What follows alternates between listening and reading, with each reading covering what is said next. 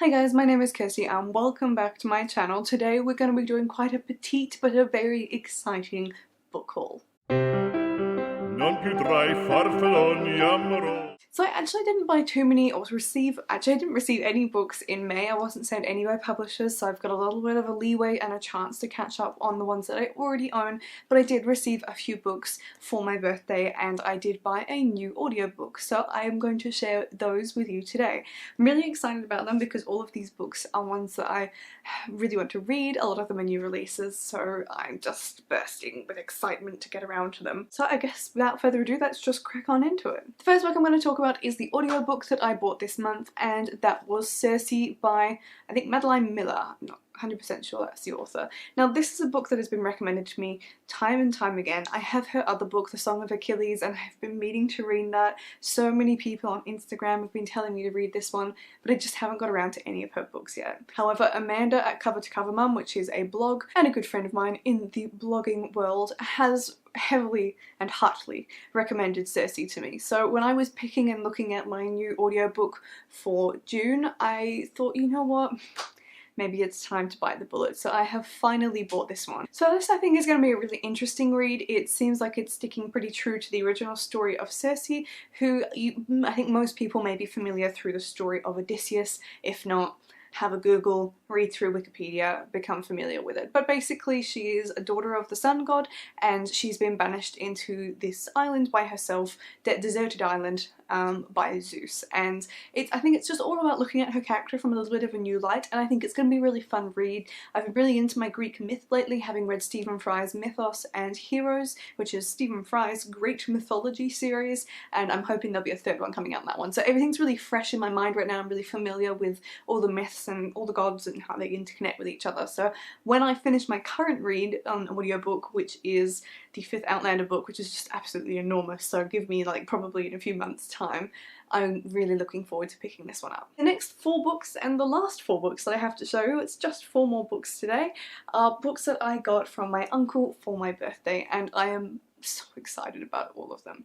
The first one is Nocturna by Mayim Matane, and this one has been just saturated over on Instagram. This sounds really interesting. It's all about a main character who is a face shifter and a risk-taking prince, and I think there's going to be a bit of a story where they come together under unlikely circumstances in this fantastical kingdom. Our main character, the girl, is tasked with an impossible mission to steal something from the royals, a royal treasure, and if she doesn't do it, she's going to be stripped of all her magic. So she has quite the motive for doing some nefarious deeds in this tale.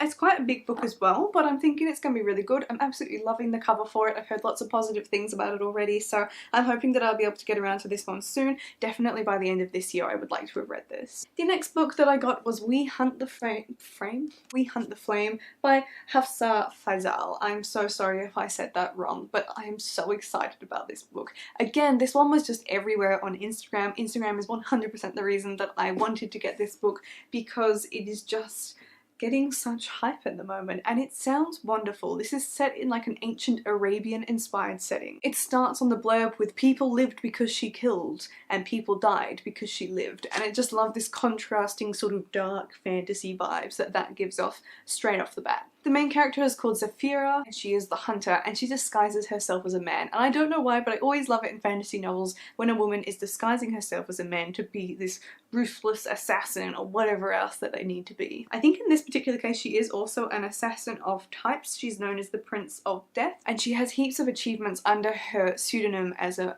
man, but she runs the risk of being exposed, and obviously if she's exposed as a woman, then all of her achievements will be for naught and nobody will recognize them. Now, I believe the world in which Zafira comes from, there is a bit of dwindling of magic happening, so she's hoping to uncover a magical artifact that will open the floodgates of magic back open to her people so that they won't suffer anymore. There's also a war looming in the distance, and there's all sorts of pressures happening with our characters. I believe she's not the only character. There's another character called Nazir who is a main character, and I think Oh, I'm sorry. Zafira is a hunter, Nazir is the Prince of Death. I got them a little bit close. So Nazir is the assassin and Zafira is a legend that does all sorts of other things. Their paths are going to cross when Nasir is sent by this. When Nasir is sent. Oh, I can't. That's too many S's. Now their paths are going to cross when Nasir is sent by the Sultan, which is a lot of S's, to go and kill the hunter and retrieve the artifact. But there's a greater evil looming that neither of them are going to be able to anticipate. And it just sounds awesome. There's so many things going for this book, I just can't wait to pick it up. The next book that I got is The Last Name Sarah by Kristen Cicerelli, and I have been anticipating this book for a really long time. This isn't a new release, but it is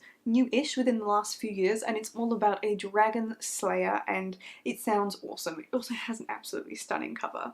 But in this one, Asha is a dragon slayer, and she's very much so renowned for being one and very successful. Asha is a dragon slayer, but she is not a hero for being so. While she is a really good dragon slayer, people don't like her because of something that's happened in her past, and basically her dragon slaying is her way of atoning for a sin that happened way back when. This is all about her trying to overcome this hatred from her own people and trying to reunite her kingdom, which is going to come out potentially in the form of a marriage to try and reunite people back together again. But Asha, of course, naturally, being the heroine in a fantasy novel, does not want to be married, and she is offered a last chance of freedom to do a different task that would lead her away from the path of marriage. So I think this is going to be really good. I think it'll just be a solid YA read. I've not read anything by Cicerelli before, but I've heard some pretty good things about this story, so I'm crossing my fingers that I enjoyed as much as I am anticipating. The last book that I have to show you is again dipping into some Greek myth.